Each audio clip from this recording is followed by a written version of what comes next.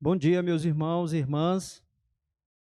Que a graça e a paz do Senhor Jesus sejam conosco nesta manhã.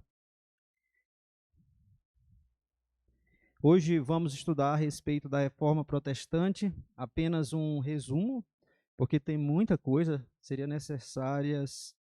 várias aulas, seriam necessárias várias aulas. Então nós vamos fazer aqui apenas um resumo. Nesta semana eu pretendo ficar postando alguns vídeos sobre a reforma no nosso grupo, que aí os irmãos, as irmãs podem se aprofundar um pouco mais na história da reforma protestante. Então vamos orar mais uma vez para a gente começar o nosso estudo.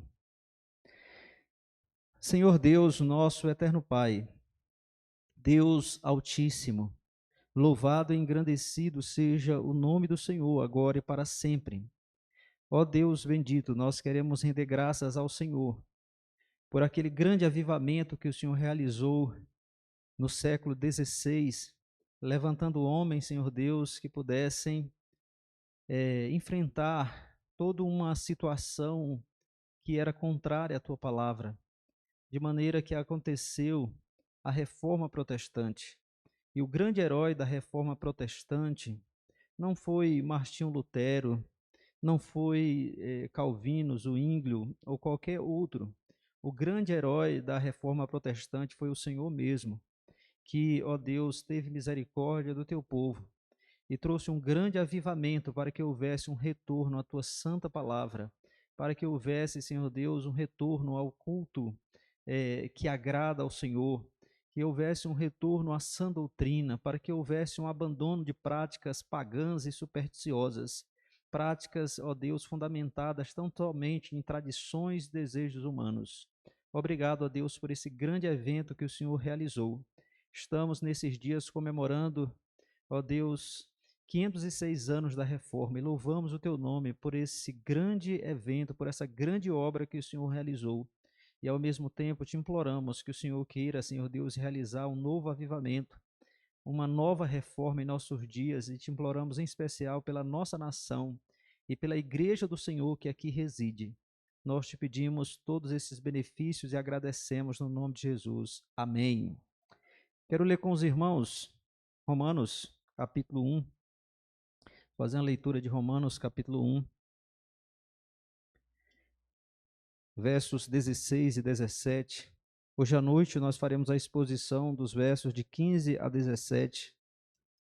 Esse texto foi o texto que o Senhor usou para transformar a vida de Martinho Lutero, para abrir o seu entendimento, para que ele percebesse a verdade de Deus, para que ele percebesse a glória de Cristo e da obra do nosso Salvador. Romanos capítulo 1, versos 16 e 17.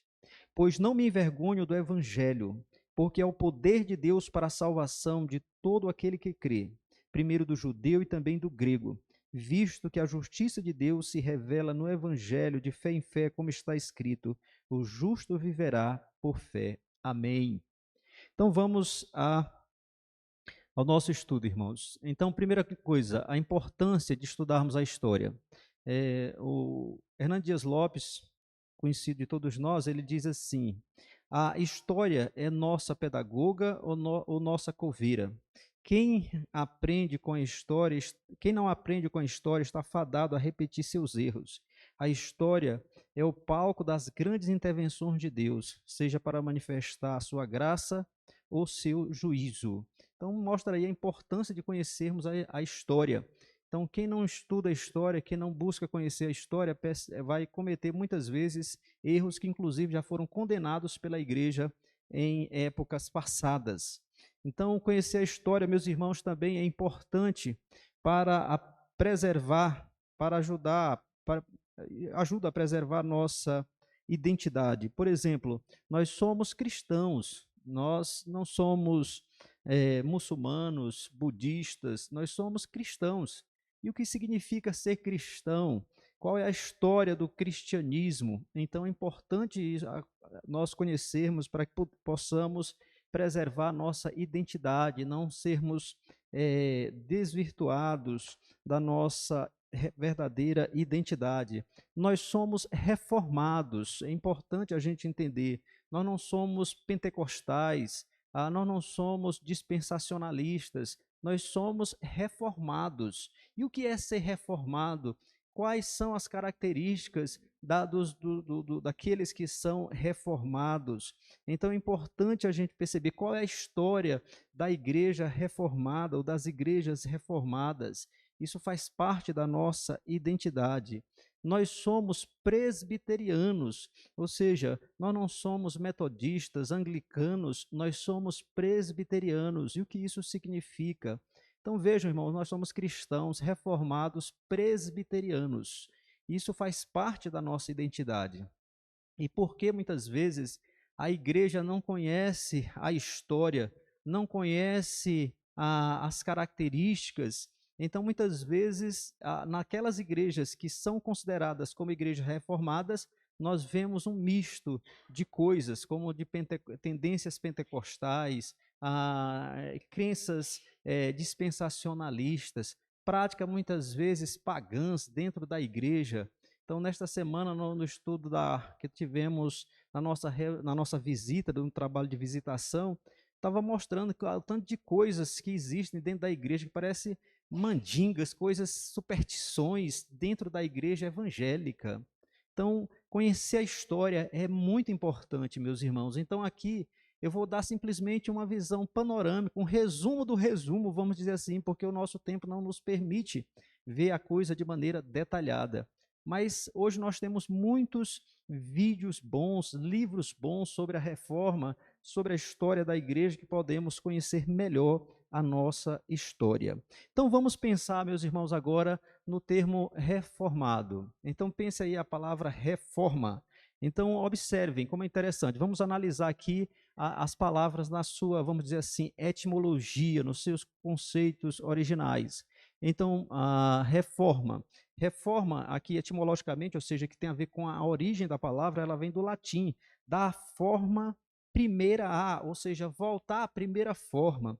É o ato ou efeito de reformar, de atribuir uma forma melhor, de corrigir. Então, a reforma protestante, ela exatamente é isso.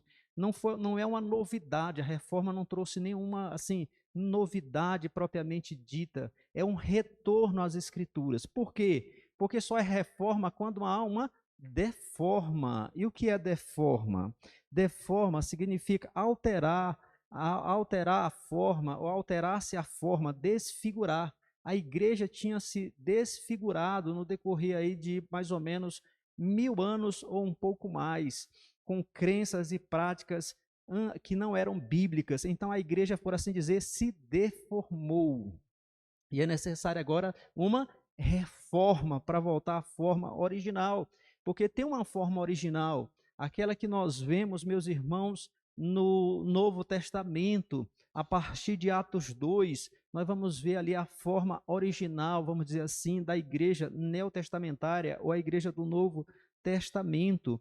Então, a forma e a configuração das coisas, como as coisas elas são originalmente. Então, nós vemos aqui um versículo que expressa bem a forma original da igreja, que a igreja, ela perseverava na doutrina dos apóstolos, no partir do pão, na comunhão, nas orações. Então nós vemos ali uma igreja que está centrada na doutrina dos apóstolos, uma igreja que vive em comunhão, o povo de Deus vivendo em comunhão, unida, adorando a Deus, bendizendo ao Senhor, proclamando poderosamente o evangelho do nosso Senhor e Salvador Jesus Cristo.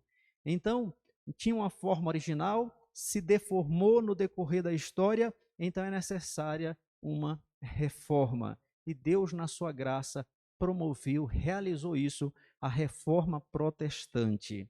Então, vamos observar o seguinte, vamos olhar aí para a corrupção da igreja.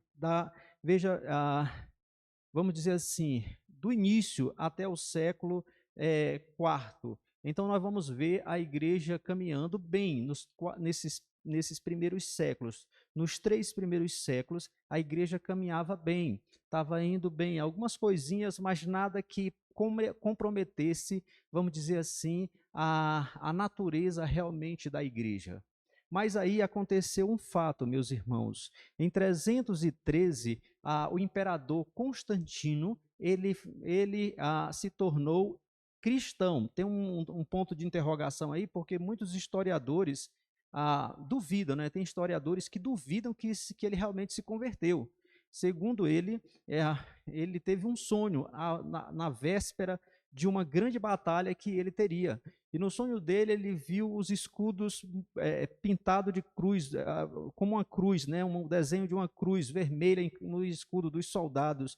E então ele foi para a guerra, venceu, e ele então se declarou cristão. E aí, o que vai acontecer? Antes disso, a igreja era perseguida, sofreu grandes perseguições, muitas perseguições, a ponto de, por exemplo, mas só que uma coisa importante, nessas perseguições morriam muitos crentes, contudo, os crentes não diminuíam, porque os crentes estavam, digamos assim, muito fervorosos. Uma frase que ficou muito conhecida, que o sangue dos mártires é a sementeira da igreja, ou seja, quanto mais eles matavam crentes, quanto mais se derramava sangue, mais brotavam crentes, porque a igreja era uma igreja vigorosa. Mas aí esse homem se converte. E aí, o que vai acontecer? Algo que parece maravilhoso aí. Constantino proclamou em 313 o Edito de Milão, lei que garantia liberdade religiosa, o que significou o fim das perseguições aos cristãos no Império Romano. Olha aí, que coisa boa, não foi? Com certeza isso é uma coisa boa, porque teve coisas positivas. E uma delas foi que a perseguição, que era severa, muitos dos nossos irmãos morreram. Então, essa perseguição no Império Romano agora acabou. Todos têm o direito de praticar a sua religião, a religião da sua preferência, e no caso o cristianismo se torna a religião mais favorecida, porque Constantino, o imperador, ele agora é cristão, segundo ele. E aí o que acontece? Muitas pessoas agora vão entrar na igreja, não por uma questão de conversão, mas sim por uma questão de é a religião do imperador. Então, uma questão assim de status mesmo. Então, agora eu quero fazer parte, porque o imperador é cristão também. Mas o pior foi o seguinte, porque no ano 380, o imperador Teodósio, ele promulga o Edito de Tessalônica, através do qual reconhece o cristianismo como religião oficial do império. Agora, o cristianismo, ele não é só uma religião favorecida no império. Na verdade, agora o cristianismo é a religião oficial. Isso significa o quê? Perseguição àqueles que não são cristãos. Então, quem não tinha entrado da primeira leva com Constantino, agora com Teodósio, então vai entrar gente de todo jeito na igreja, porque as pessoas não querem ser perseguidas, elas querem ser favorecidas. E então elas entram com suas práticas. Elas vêm lá do mundão. O macumbeiro vem, não, agora eu sou cristão, mas ele vai continuar com suas práticas. Os outros idólatras entram, não, nós somos cristãos agora, mas agora eles vão começar a adorar algumas coisas. Sabe como é a natureza humana? Ela sempre dá um jeitinho de perverter as coisas. Então, aí vai começar a questão de adoração a santos, e por aí vai. Porque, não, a gente não pode adorar aquele santo lá fora, aquele falso Deus, então nós vamos adorar esse aqui dentro da igreja. Então, vão começar essas práticas, irmãos. Então, vamos perceber mais ainda. E aí, então, a idolatria começa. Nós não vamos ter como descrever todos os erros e de maneira detalhada da Igreja Católica, como ela foi se corrompendo. Isso vai acontecendo gradualmente. Isso aqui é um processo, meus irmãos, desde o quarto século até os dias da Reforma Protestante. Então, essas heresias elas vão entrando. Idolatria. Então, os povos idólatras não se convertem, vêm para dentro da igreja, e é claro que eles vão continuar praticando as suas idolatrias. E o que acontece mais? Práticas pagãs, reza pelos mortos, fazer o sinal da cruz, uso de velas, perdão, veneração dos anjos e dos mortos, uso das imagens, veneração de relíquias, que eram, alguém dizia, não, esse pedaço aqui é o pedaço da cruz de Cristo, pronto, agora todo o pessoal faz tipo adoração a esse pedaço da cruz, ou então o pedaço do lenço que cobriu o rosto de Jesus, e aí eles vão ter veneração por essas coisas. Mas tem muito mais coisas, práticas heréticas, o próprio papado, que foi começaram a reivindicar a autoridade para o bispo de Roma. Roma é o império, é a capital do império, portanto, o bispo que lá está ele tem mais importância que os outros. E aí vão inventar a doutrina de que Pedro foi o primeiro papa e ele transmitiu aos outros papas diretamente essa autoridade. E aí começa a heresia do papado, do purgatório. Agora inventaram um terceiro local, que a pessoa ela não foi tão má a ponto de ir para o inferno, mas não tão boa a ponto de ir para o céu. Então tem um lugar para que ele seja purificado, que é o purgatório, vai passar um tempo sofrendo lá, até que esteja apto para o céu. Uma doutrina que não tem qualquer respaldo bíblico.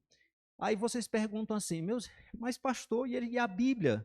Eles não tinham a Bíblia. Então é importante perceber o seguinte: nós afirmamos, meus irmãos, e deve ser assim, a Bíblia é a nossa única regra de fé e prática.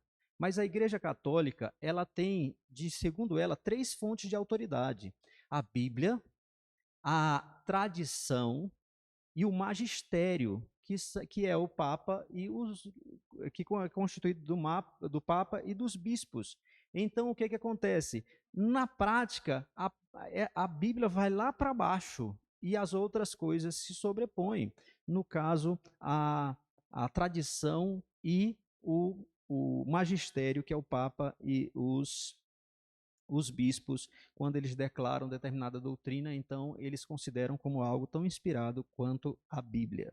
Então, o que é que nós temos aí, irmãos? Essas doutrinas heréticas, a canonização, a Maria como mediadora, canonização dos santos, celibato, transubstanciação, ou seja, que o pão, no caso a hóstia que eles usam, vai virar de fato, vai se transformar no corpo de Cristo, o vinho vai se transformar no sangue de Cristo, a confissão auricular, ou seja, você tem que confessar seus pecados ao Padre, fazer uma penitência para que seus pecados sejam perdoados, celibato, como a proibição da leitura da Bíblia para os leigos, olha que coisa terrível.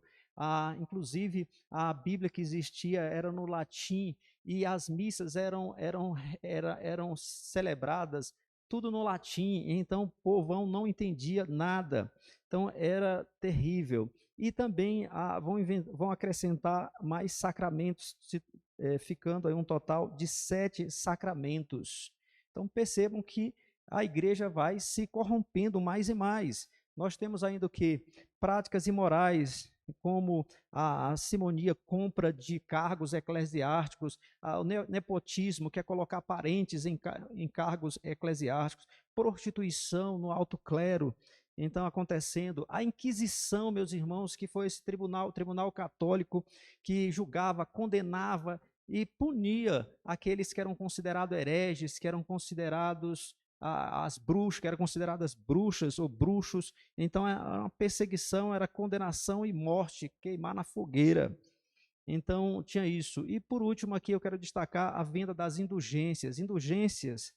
A indulgência é o perdão de pecados. Então, a igreja assumiu o papel de que ela poderia perdoar pecados. E aí, como eles estavam construindo a Basílica de São Pedro, para arrecadar dinheiros, começaram a vender. Então, se você pagava ali, você pagava pelo perdão dos pecados, recebia um documento assinado pelo Papa, pronto, aquele seu parente que estava lá no purgatório, inclusive o pregador Tetzel, ele disse que quando a oferta caía lá no gasofilaço, batia lá no fundo, a alma pulava do purgatório para o céu. Ele foi tão escandaloso que ele dizia isso, né? E é isso que vai dar ocasião a Martinho Lutero produzir as suas 95 teses. Então vejam, percebam, irmãos, como a igreja ela realmente se corrompeu, a ponto de nos dias ali antecedentes à reforma protestante se dizer que a igreja ela precisava de uma reforma na cabeça, ou seja, no Papa, nos bispos, ou seja, no alto clero, e também nos membros, porque a igreja estava completamente corrompida. Já tinha realmente se afastado a tal ponto do padrão que agora não poderia ser considerada mais de fato uma igreja verdadeira. Mas Deus, meus irmãos, ele nunca deixou de ter o seu remanescente. Parece com Israel. Israel teve situação, se você olhar para a história de Israel, que parece mais um povo pagão, por exemplo, no tempo dos juízes. Inclusive, a comparação que o autor Juízes faz lá no final do livro de Juízes, é com Sodoma e Gomorra, que eles tinham se tornado como Sodoma e Gomorra.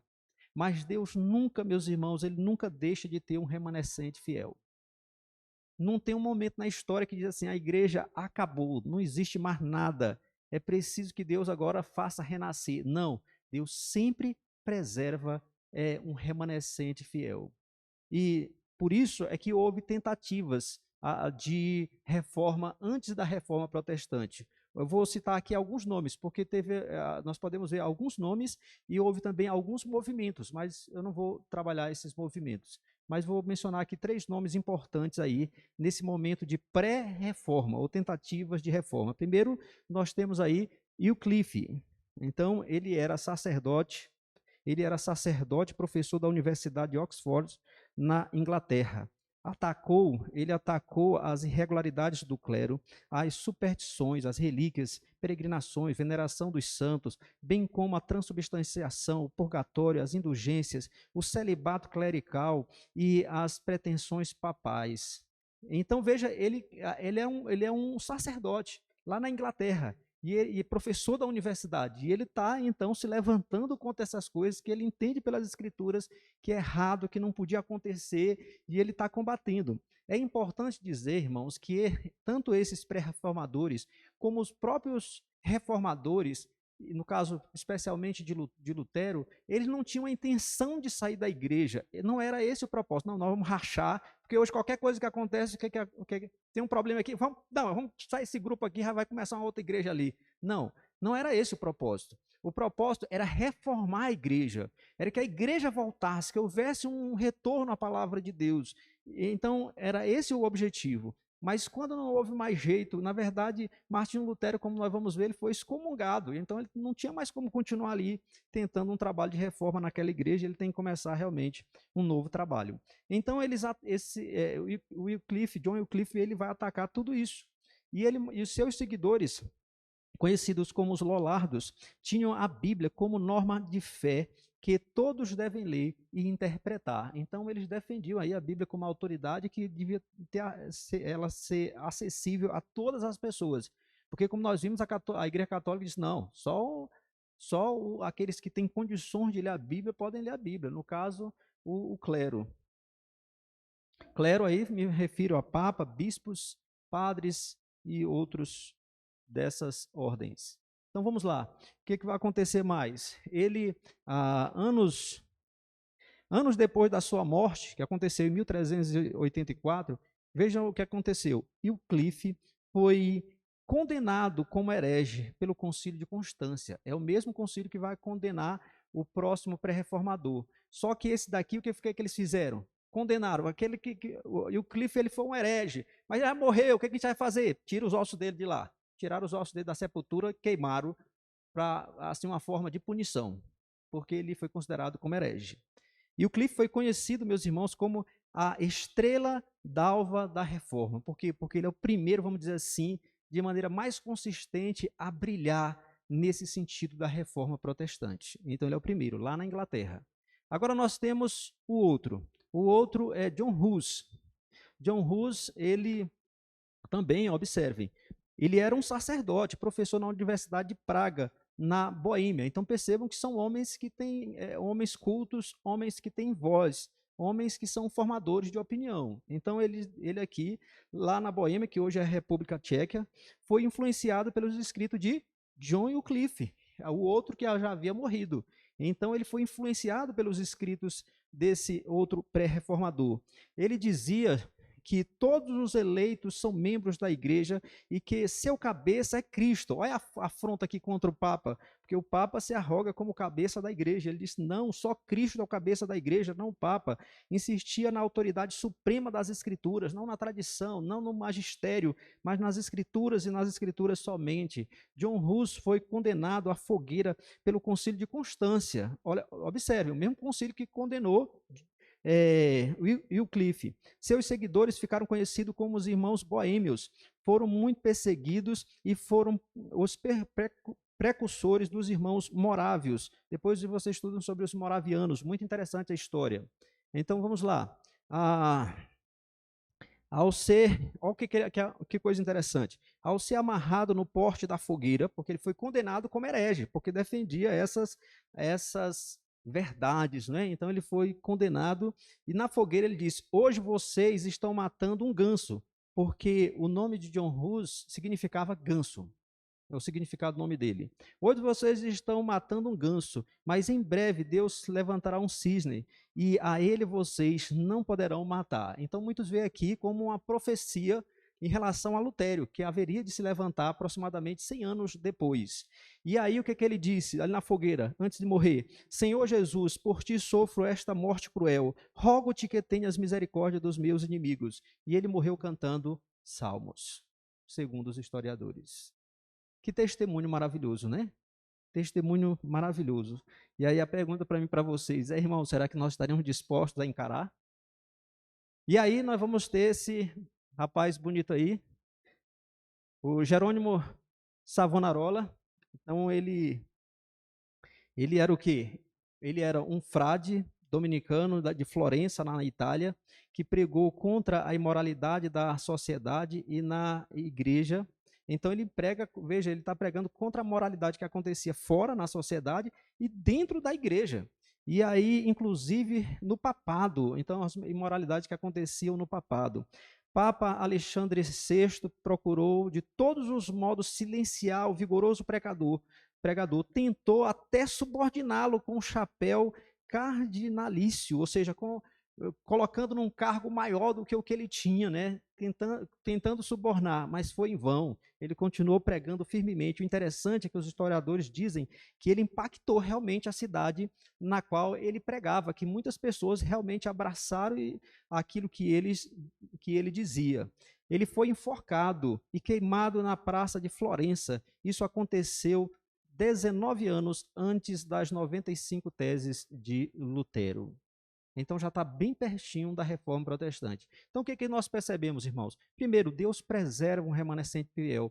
Por mais triste que seja a situação espiritual, Deus sempre vai preservar pessoas, os eleitos de Deus, ainda que num número pequeno. E esses eleitos, eles vão se levantar, eles vão proclamar a verdade, eles vão defender a palavra do Senhor. E aí agora nós vamos, meus irmãos, nos aproximar da reforma protestante. E vamos ver algumas coisas que favoreceu a reforma protestante, vamos dizer assim. E o que nós devemos ver nisso? Devemos ver a mão da providência divina, ou seja, Deus dirigindo todas as coisas, preparando. Então, esses homens, Deus levanta já preparando para aquilo que haveria de acontecer, que seria um grande avivamento. E aí, irmãos, isso vale para nós, uma aplicação importante para mim e para vocês.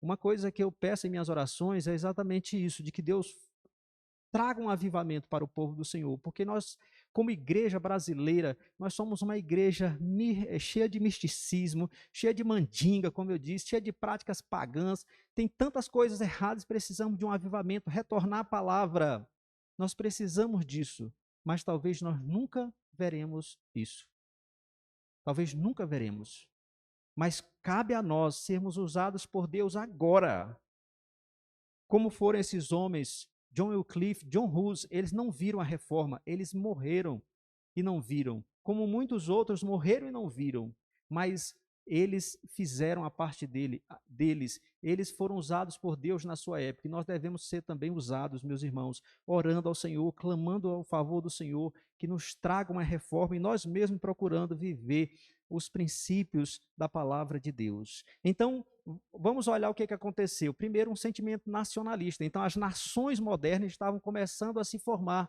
e as autoridades dessas nações estavam começando a ter sentimentos nacionalistas, ou seja, não, nós temos que cuidar mais da nossa área, nós temos que cuidar mais da nossa situação, porque a Igreja Católica, ela dominava o mundo, meus irmãos, o mundo ocidental era dominado pela Igreja Católica, a política, as artes, a economia, tudo estava, a ciência, tudo estava debaixo da tutela da Igreja Católica. Mas agora, com as nações modernas se formando, as autoridades então começando a ter esse sentimento nacionalista, ou seja, nós temos que cuidar da nossa área. O Papa não deve ter tanta autoridade assim sobre nós, não. Nós devemos ter a nossa independência. Então, isso vai ajudar muito na hora da reforma protestante. A insatisfação, meus irmãos, com a situação da Igreja Católica Apostólica Romana, ou a Católica Romana, e do papado. Então havia uma insatisfação por causa dos escândalos, da imoralidade e de todas as coisas erradas que estavam praticando. Aí nós tivemos também uma coisa importante, a renascença, ou renascimento, um movimento de reforma artística, literária e científica que teve origem no século IV na Itália e se espalhou pelo resto da Europa, estando em vigor até o século 16. Então vejam, esse movimento foi muito importante porque as artes estavam todas debaixo da Igreja Católica. Os artistas não tinham liberdade de, vamos dizer assim, usar a sua criatividade e fazer as suas artes como eles imaginavam. Então, por isso que as pinturas daquela época, tudo tinha que ter assim, um aspecto de santo, aquela rodinha na cabeça e tudo. Por quê? Porque tudo estava debaixo da Igreja Católica. Mas agora, esse pessoal, ele está dizendo, não, nós temos que ter liberdade. É um período em que eles voltam a estudar os clássicos antigos, os filósofos antigos, e há então esse movimento que vai se espalhando pela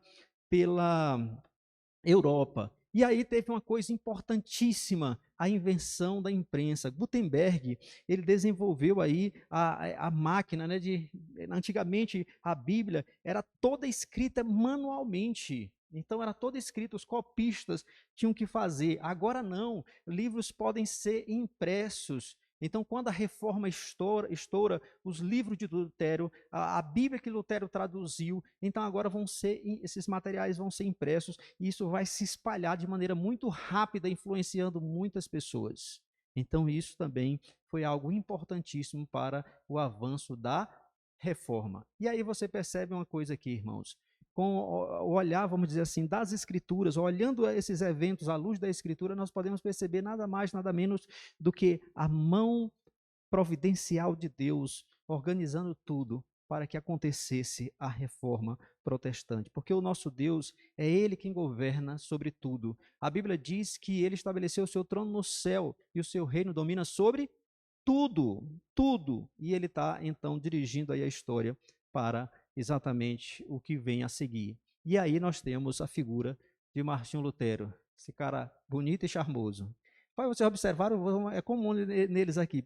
Eles não eram muito, eles foram muito dotados de outras coisas, né, de capacidades, mas de beleza parece que não, né? Então vamos lá.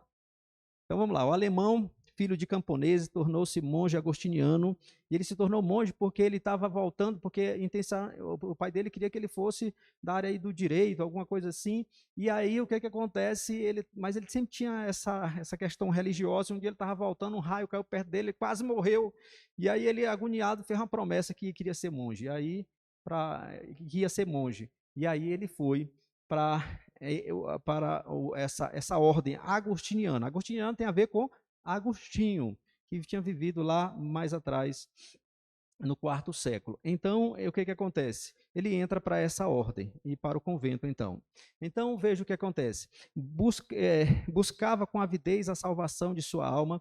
Em 1512, aos 29 anos, o texto de Romano impactou a sua vida. Esse é o texto que nós vamos estudar hoje à noite. Vamos falar um pouco mais na introdução do sermão a respeito de Martinho Lutero. Então, quando ele leu e entendeu que a salvação não é pelas obras, porque ele se sentia muito culpado, ele tinha uma consciência muito sensível, e por mais que ele fazia, ele nunca se sentia em paz. Mas quando ele leu esse texto de Romanos, então ele mesmo diz que foi como que os portões dos céus tivessem sido abertos naquela hora para ele. E então ele entendeu a doutrina a doutrina, vamos dizer assim, a mola mestra da reforma, a justificação pela fé.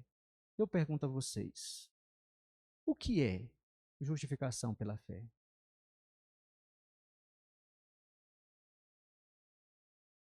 Olha, é uma doutrina central da palavra de Deus e da reforma protestante. É uma doutrina central do evangelho do nosso Senhor Jesus Cristo. Mas eu não vou responder hoje, não agora, talvez à noite. Mas agora, eu vou dar só uma pista. Vá ao breve catecismo e ao catecismo maior, e vocês vão encontrar lá a resposta, o que é justificação pela fé. Então vamos lá. E aí, então o que acontece? Quando o Papa Leão X ele estava construindo a Basílica de São Pedro. Seu emissário, Tetzel, foi à Alemanha vender indulgências, que oferecia redução das penas do purgatório. Convencido de que o tráfico de indulgências desviava o povo da verdade, oferecendo-lhe falsas esperanças, Lutero decidiu enfrentar esse abuso. Então, como eu disse, isso deu lugar. Ele vai chegar lá vendendo as indulgências, e como eu disse, ele era muito escandaloso, esse pregador. E eles estão fazendo isso para arrecadar dinheiro. E aí, para construir a Basílica de São Pedro. E aí ele dizia aquilo que nós falamos: caiu a oferta lá embaixo, a alma saiu do purgatório. E aí Lutero vai se colocar contra isso. E aí, inclusive, irmãos, está vendo essa figura aí é do filme, tem esse filme aí, é muito bom. Então, aconselho os irmãos a assistirem a esse filme sobre a Reforma Protestante. Ele conta a história de uma maneira muito boa. Então, no dia 31 de outubro de 1517, Martinho Lutero afixou ali nas portas da Catedral de Wittenberg as suas 95 teses, que se você ler, você pode até se decepcionar, porque, na verdade, ainda não tem aquela teologia amadurecida, tem muitas coisas que ainda são erradas, mas ali ele coloca as suas 95 teses e ele condena as práticas, vamos dizer assim, papais. Essa era assim, é importante, porque alguém pode perguntar, por que na porta da igreja? Porque naquela época funcionava como um mural, vamos dizer assim, e ela ficava nas proximidades ali da universidade. Martinho Lutero era professor universitário nesse tempo. E aí o que acontece? Ali era como um mural, onde se colocavam as notícias e chamavam as pessoas, inclusive os intelectuais, para os debates. Então ele colocou lá exatamente para ser vista, para ser divulgada. E então ele fez isso. O que mais? Em 1520, a bula papal, então, deu-lhe 60 dias para retratar-se ou ser excomungado. Então, quando o Papa tomou conhecimento do movimento que Lutero estava fazendo, então o Papa vai dar um prazo para ele se arrepender, se retratar, ou então ele seria excomungado. E a excomunhão, meus irmãos, naquele tempo era algo assim, bem temido. Hoje em dia, na igreja, infelizmente, quase ninguém teme. Se você, irmão, não se arrepender, você será excluído. Pode excluir. No modo de igreja, não tem problema não. Isso é o outro extremo, errado. Ser excluído da igreja, irmão, significa dizer ser entregue ao diabo. Paulo disse, entrega a Satanás. Lembram disso ou não? Lá em 1 Coríntios capítulo 15, esse indivíduo que está aí se envolvendo nessas práticas sexuais e morais, entrega a Satanás. Quando Paulo escreve a Timóteo, diz, eu entreguei fulano a Satanás. Ou seja, por quê? Porque a igreja, meus irmãos, é o contexto em que, vamos dizer assim, do cuidado especial de Deus. Nós somos a família de Deus, o povo de Deus. Quando alguém é excluído da igreja, essa pessoa, ela está fora dos limites. Jesus disse que deve ser considerada como gentil e publicano. Ou seja, como alguém que não é crente, como alguém que não pertence ao povo de Deus. Por isso é entregar a Satanás, porque o mundo jaz no maligno.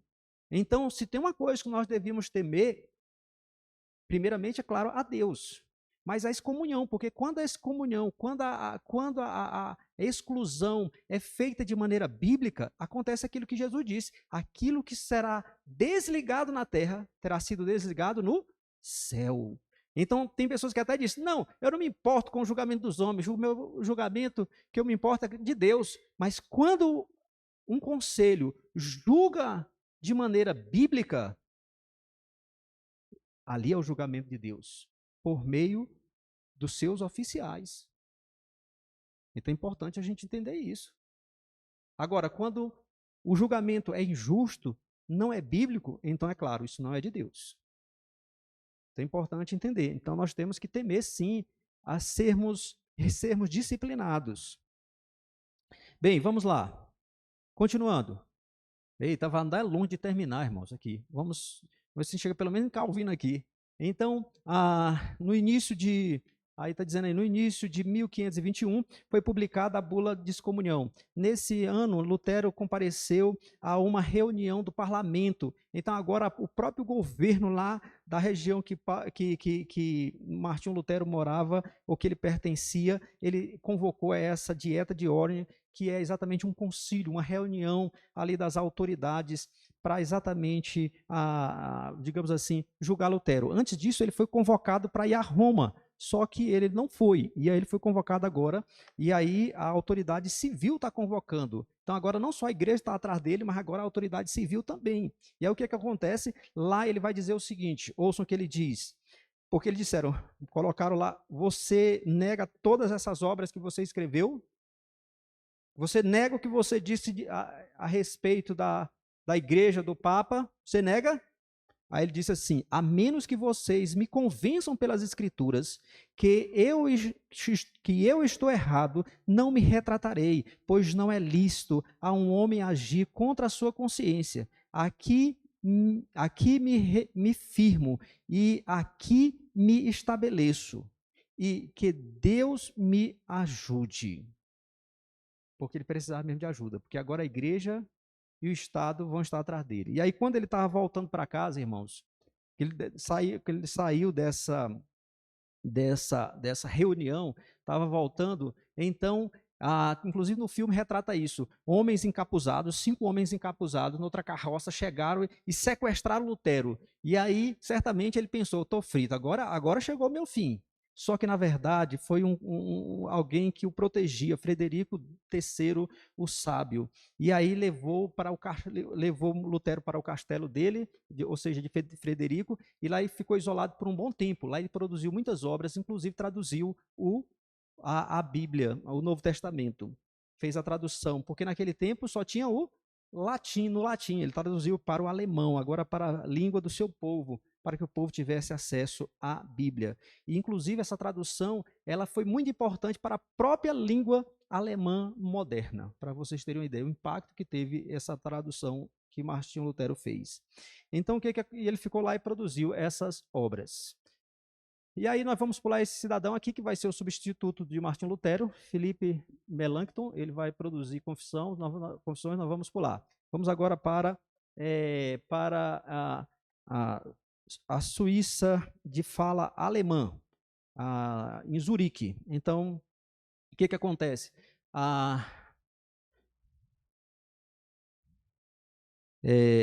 Aqui é Zwinglio. Zwinglio recebeu uma educação esmerada com forte influência humanista.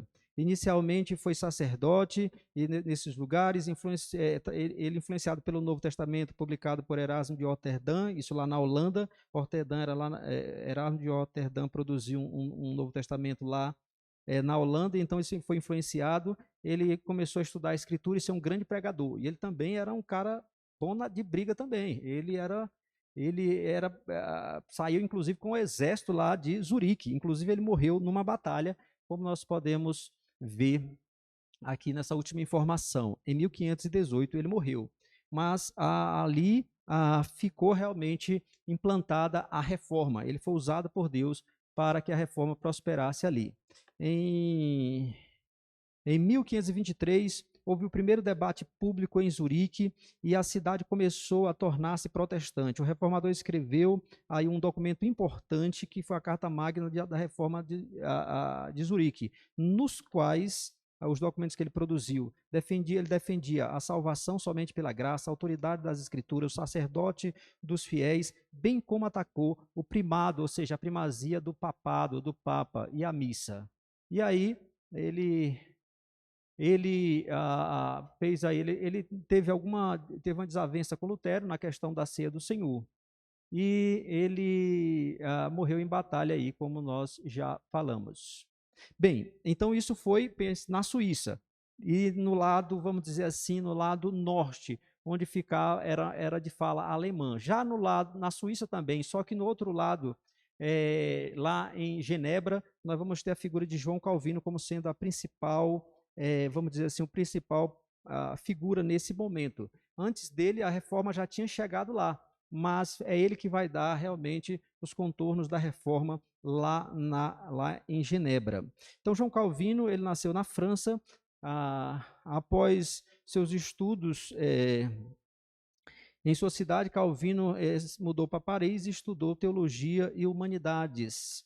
Então, aqui vai fazer estudos dos clássicos, dos antigos. Então, isso vai ajudar muito na sua formação. Calvino, ele foi para a cidade para a cidade de Algelem, onde começou a escrever sua obra mais importante, As Institutas da Religião Cristã. Esse livro é muito bom, tem em português, por assim dizer, a primeira teologia sistemática realmente nos moldes que nós temos hoje, foi produzida por João Calvino. João Calvino, de todos os reformadores, ele foi aquele que foi mais intelectual, mais sistematizador, mais organizador. Então é importante saber disso. Lutero foi muito, vamos dizer assim, muito fervoroso, muito corajoso, muito intrépido e realmente, inclusive também ele atuava na área da música. Nós temos um hino, né? Nós cantamos hoje pela manhã, não cantamos aqui? Então, o hino de número 155, Castelo Forte, mas no caso de João Calvino, ele era mais sistemático. Ele foi formado em direito, isso que ajudou muito na questão da sistematização das ideias, e ele produz a teologia, digamos assim, mais amadurecida da reforma protestante. O que mais?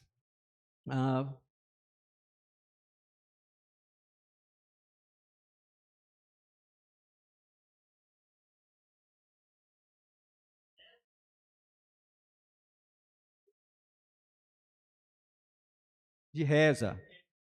Zwingli foi muito forte também nesse ponto. Então, veja o seguinte, uma coisa importante. Antes, deixe-me ver se eu passei aqui uma informação. Não, então vamos lá.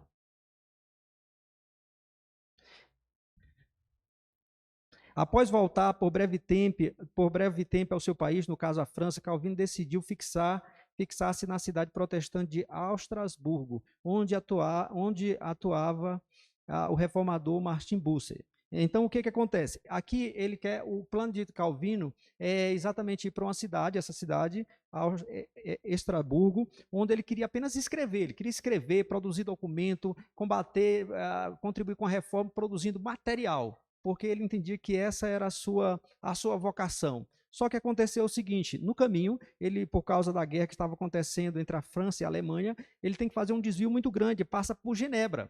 E chegando nessa cidade, ali estava um homem chamado Guilherme Farel. Guilherme Farel. Esse Guilherme Farel, ele era um grande evangelista, mas ele não era um grande sistematizador das ideias. Ele não era um grande, vamos dizer assim, teólogo. Então, quando ele sabe que Calvino estava na cidade, quando ele toma conhecimento disso, aquele que tinha produzido as institutas, esse homem que já estava ganhando notoriedade, não, eu tenho que ir atrás dele. E foi atrás dele para exatamente convencê-lo a ficar ali em Genebra e, de fato, fazer o trabalho da reforma prosperar naquela cidade. E aí nós temos a figura dele ameaçando. O que ele disse que Calvino disse, não, rapaz, eu não quero esse negócio, não. Eu quero ir para Estrasburgo, eu quero lá estudar, produzir meus materiais, escrever meus livros. É isso que eu vou fazer. Aí ele disse o seguinte, olha o que ele disse para Calvino aí. Deus amaldiçoe teu descanso e a tranquilidade que buscas para estudar. Se diante de uma necessidade tão grande te retiras e te negas a prestar socorro e ajuda. Ou seja, ele fez aqui uma imprecação que Deus amaldiçoe seu estudo. E aí Calvino foi tão impactado com essas palavras que Calvino desistiu dos seus planos e ficou em Genebra. E aí o trabalho vai prosperar. Vai prosperar ali. Vamos ler o que vai acontecer. Esta cidade havia abraçado o protestantismo reformado há apenas 2 meses antes, e aí isso sob a liderança de Guilherme Farel. Este, sabendo, nós já falamos sobre isso, então vamos passar para frente para a gente ganhar tempo aqui. Então, só que aconteceu um problema. Não demorou muito, as autoridades ali de Genebra, elas entram em conflito com Calvino e Farel, e ele então é expulso de Genebra. Os dois, na verdade, são expulsos e eles vão embora por algum tempo. Só que aconteceu que depois esses mesmos magistrados, vendo a necessidade da cidade, a situação difícil pela qual ela estava passando, chama de novo tanto Calvino como Farel para que voltem à cidade. Ele volta. E o interessante, uma curiosidade, eu não estou lembrado qual era o livro que ele estava pregando quando ele foi expulso. Vamos supor que fosse Romanos capítulo 16, ele estava expondo o verso 1. Quando ele voltou, anos depois, aí, na primeira reunião, no primeiro culto, o que, é que ele vai fazer? Ele começa no versículo 2 de Romanos 16. Continua a exposição que ele estava fazendo e vai embora. Então, e aí o reformador, meus irmãos, ele tinha a ideia de transformar a cidade de Genebra numa cidade modelo, a cristã modelo para toda a Europa. E, de fato, essa cidade se torna, meus irmãos, uma cidade importantíssima para a reforma protestante. Na verdade, é daqui que o protestantismo vai se espalhar pelo mundo. É especialmente daqui que a coisa vai andar, porque muita gente vai para Genebra estudar na academia que Calvino ele fundou ali. Então, muita gente, quando eram perseguidos, por exemplo, lá na Inglaterra, vão para Genebra, porque lá tinha liberdade religiosa e estudavam. Quando eles voltam para as suas nações, eles voltam reformados. Isso causa um impacto grandioso. Inclusive, nós estudamos, Calvino enviou para cá 14 pessoas, dessas, 2 eram pastores reformados para um trabalho aqui que, infelizmente, não vingou lá na Baía de Guanabara, como nós estudamos, não está com muito tempo. E aí, irmãos, daqui, o que acontece? Daqui o evangelho vai se espalhar, vai para a Inglaterra, vai para a Escócia. Lá na Escócia, o nome lá maior é John Knox, que ele dizia, dá-me a Escócia, Deus, dá-me a Escócia, eu morro. Então ele vai trabalhar, e é de lá que nós vemos, especialmente, nós viemos de lá, da Escócia, nós presbiterianos especialmente. Então, de Genebra para a Escócia, da Escócia e Irlanda para os Estados Unidos, dos Estados Unidos para o Brasil. Irmãos, aqui nós teríamos que falar ainda tantas coisas, mas nós não vamos ter tempo, certo? Então aqui nós teríamos que falar algumas questões aqui, por exemplo, a reforma na Inglaterra, que foi em virtude especialmente de Henrique VIII, o rei, porque ele queria se casar de novo, o Papa não liberou, ele disse, não quero saber mais de Papa, de Igreja Católica não, e aí ele rompe com a Igreja Católica, se casa algumas outras vezes, né, não só uma outra vez, mas outras vezes, e estabelece a igreja anglicana, mas isso não foi tão rápido assim, porque nós tivemos aí o seu filho, que favoreceu um pouco a reforma, mas logo ele morreu, ele era doentinho, e assumiu essa mulher chamada Maria Tudor, que foi a Maria Sanguinária, que matou muitos cristãos, muitos protestantes morreram no período do reinado dessa mulher, e aí vem essa política aqui, Elizabeth I, que de fato foi uma política mais conciliadora, e aí ela vai permitir, vai favorecer de alguma maneira o protestantismo. E nesse período, irmãos, tem um fato fundamental, que é exatamente a Assembleia de Westminster, que vai ser aquela Assembleia que vai produzir vários documentos, inclusive os nossos símbolos de fé. De 1643 a 1649, eles se reúnem lá em Londres, na Abadia de Westminster, e aí eles produzem documentos que são os mais, vamos dizer assim, os símbolos de fé mais adotados pelas igrejas reformadas e presbiterianas.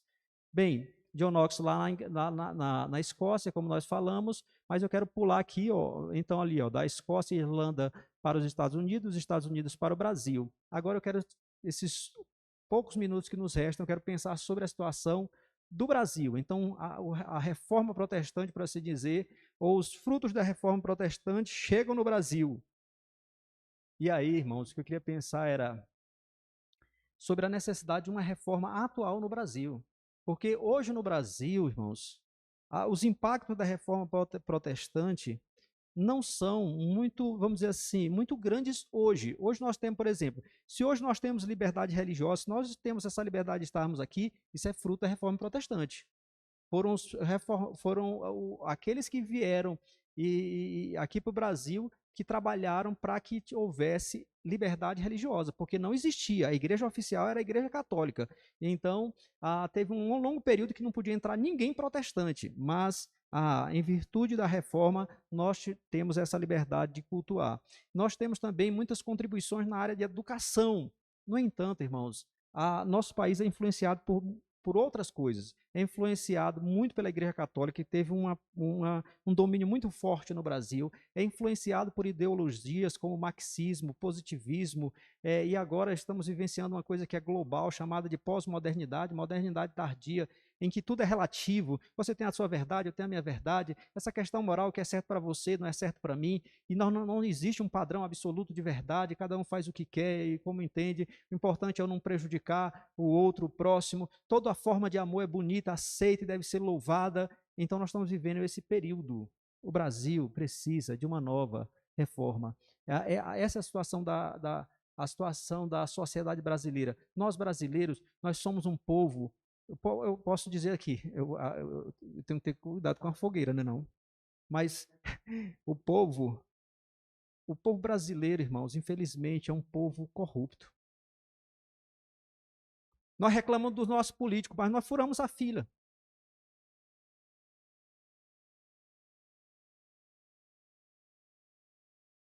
Nós reclamamos dos políticos, mas nós muitas vezes, quando tem um jeitinho, alguma coisa que nos favorece, não é tão errado assim, não. Então, devemos ter cuidado. Então, o que acontece? É uma situação difícil. O nosso país, a sociedade é complicada. Se você pegar a questão da corrupção, meus irmãos, ela está em todas as áreas, na área médica, a área médica hospitalar, na questão do comércio, na questão da política. O nosso país ele está permeado, infelizmente, até mesmo na igreja, não é mesmo? Até mesmo muitas igrejas aí, corrupção terrível em nosso país. Uma sociedade também cada vez mais secularizada, mais secularizada, quero dizer assim, não, que não tem mais o temor de Deus. Quem é mais experiente aí, que tem mais de 40 anos, como eu, na verdade mais de 50, certo? Tem mais de 50 anos, nós podemos lembrar de um tempo atrás que existia um certo temor de Deus na sociedade. Está acabando em nossa sociedade. Situação difícil. Nós precisamos de uma reforma. E a igreja, como eu já disse, a igreja é cheia de misticismo, de crendice, de mandinga, de práticas que nada tem a ver com as escrituras. Nessa semana mesmo, a Rejane viu um cara que tem um pulmão ungido. Ele sopra o balão aqui e vende R$ 500 o balãozinho com o meu do pulmão ungido. Meu Deus do céu, o que é isso? Senhor Deus, tenha misericórdia de nós. Então, que Deus tenha misericórdia de nós, porque, meus irmãos, isso é terrível. Isso é terrível. Isso e tem muitas coisas. Às vezes, no contexto da igreja também, a igreja, dentro do contexto da igreja presbiteriana, meus irmãos, tem coisas também que não são aprovadas pela palavra de Deus. Nós precisamos de uma reforma. E essa é a situação das igrejas históricas. A Igreja Batista, por exemplo, igreja que é de minha origem, a quem tem um carinho pela Igreja Batista. No tempo que eu estava lá, eu lembro, a gente lutava contra as tendências pentecostais, neopentecostais. A Igreja Batista se entregou, pelo menos na sua grande maioria, às tendências pentecostais. A situação não é fácil, não, irmãos. É triste, irmão. Triste. Então, o que fazer, irmãos? O que nós devemos fazer? Nós precisamos de uma nova reforma. Nós precisamos. E no que toca a nossa responsabilidade, irmãos, nós devemos primeiramente orar. Por quê? Avivamento, como foi o caso da reforma protestante e de que estamos precisando hoje, não é algo que eu ou você possa produzir. Não é algo que pastores, concílios possam produzir. Não é algo que a igreja possa produzir. É algo que só Deus realiza quando Ele quer. Quando Ele quer. Nós precisamos. Mas não sabemos se vai acontecer. Mas compete a nós orar, Senhor, aviva o teu povo. Senhor, traz um avivamento sobre a igreja evangélica brasileira, sobre o teu povo. Tenha misericórdia de nós, Senhor. Derrama copiosamente o teu espírito sobre o teu povo e aviva a tua igreja, para que nós possamos, de fato, voltar às escrituras, possamos ter um testemunho fiel e proclamar o evangelho no poder do teu espírito. Então vamos orar, irmãos. Orar. Irmãos, olhem, não é errado a gente orar por questão de trabalho, de saúde, é importante, nós fazemos isso. Mas o que às vezes me incomoda é que nós só observamos em nossas reuniões de oração pedidos como esses. É por saúde e trabalho. Não estou dizendo que é errado. Por favor, se você tem necessidade nessa área, peça oração. Vamos orar por isso. Eu mesmo peço por isso. Mas se você olha para as Escrituras, meus irmãos, percebam o que Paulo pedia para as igrejas. Eu não canso de orar por vocês, para que vocês transbordem do pleno conhecimento da vontade do Senhor, em toda sabedoria e entendimento espiritual, a fim de viver por modo digno do Senhor, para o seu inteiro agrado. Podem olhar as orações de Paulo pelas igrejas. Tem mais a ver com a questão de espiritualidade. E não tem nada que nós mais precisamos em nosso país do que um avivamento. Porque, irmãos, se acontecer um verdadeiro avivamento, uma obra de Deus, começando na igreja, transformando essa igreja, a igreja pregando no poder do Espírito Santo, sendo sal da terra e luz do mundo em nossa nação, tudo será impactado, não só a igreja, mas a economia será impactada, a política será impactada, o sistema jurídico será impactado, a mídia será impactada, tudo em nosso país será impactado pelo poder do reino de Deus.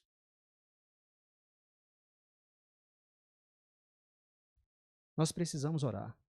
Vamos orar. Vamos clamar a Deus por um avivamento, irmãos, na nossa vida pessoal e também um avivamento em nossa nação, na igreja. Nós precisamos retornar de um retorno às Escrituras. Nós mesmos, pensando nós mesmos como igreja, igreja presbiteriana no setor M-Norte. Nós precisamos retornar para as Escrituras. Nós precisamos avaliar as nossas crenças e as nossas práticas para ver se aquilo que nós fazemos é realmente bíblico. Ou será que nós estamos simplesmente repetindo tradições que nós recebemos? Você entrou, já se fazia dessa maneira e você continua fazendo e acha que isso é o certo porque foi assim que você... Nós precisamos avaliar as nossas práticas e as nossas crenças à luz da palavra do Senhor. Como disse Lutero, a minha mente está cativa das Escrituras, ou cativa às Escrituras. Então nós precisamos ter um retorno às Escrituras. Nós precisamos, meus irmãos, retornar aos pilares da reforma doutrinários da reforma protestante. Não foram eles que inventaram esses slogans aqui. Isso aqui é algo que vai ser, vamos dizer assim, esses nomes vêm depois da reforma protestante, mas estudiosos olhando para trás e vendo que eles defenderam esses pontos, não necessariamente com esses nomes, mas eles defenderam esses princípios, sola escrituras, não mais a tradição, primeiramente, não mais o magistério, primeiramente, mas acima de tudo, a palavra de Deus, solos Cristo, não Maria, não os santos como mediadores, só existe um mediador, Cristo Jesus. Não, só existe ele, só a salvação por meio dele, sola gratia. Então a salvação não é algo que eu alcanço pelos meus méritos, que eu recebo pelos meus méritos. A salvação é algo que Deus me dá na sua graça, é pela graça de Deus. Sola fide, não é por obras, eu recebo essa salvação graciosa, não por obras, não por aquilo que eu faço ou que eu deixo de fazer, mas eu recebo tão somente pela graça de Deus mediante a fé. A fé em Cristo Jesus, essa fé que em si não é obra, mas ela sempre nos leva às boas obras, sempre nos leva a uma vida de obediência, de dedicação a Deus, e só lhe deu glória. Adoração não a santos, não a Maria, não a ninguém, não a pastor, a papa, seja lá quem for, a adoração única e exclusiva a Deus, exclusivamente a Deus. Nós precisamos de uma reforma, meus irmãos, nós precisamos retornar ao nosso símbolo de fé. Os nossos símbolos de fé, a confissão e os catecismos são a expressão mais amadurecida da reforma protestante. A teologia pura, a teologia bíblica, a teologia realmente, e de maneira concisa, de maneira simples e acessível em nosso símbolo de fé. Os catecismos e a confissão, nós precisamos retornar. Por exemplo, se alguém quer saber o que nós cremos, vai lá no site da igreja, ou então em qualquer, bota lá na internet, confissão de fé, os catecismos de Westminster, está lá o que a igreja presbiteriana crê, mas isso de maneira oficial. Na prática, muitas vezes não é isso. Tem muitos dos nossos membros, e acredito até aqui, que nunca leram um breve catecismo, nunca. Nós precisamos retornar esses documentos.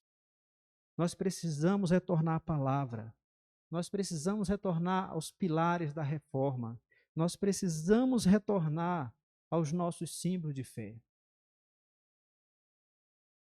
Mas, sobretudo, nós precisamos retornar aos pés do Senhor.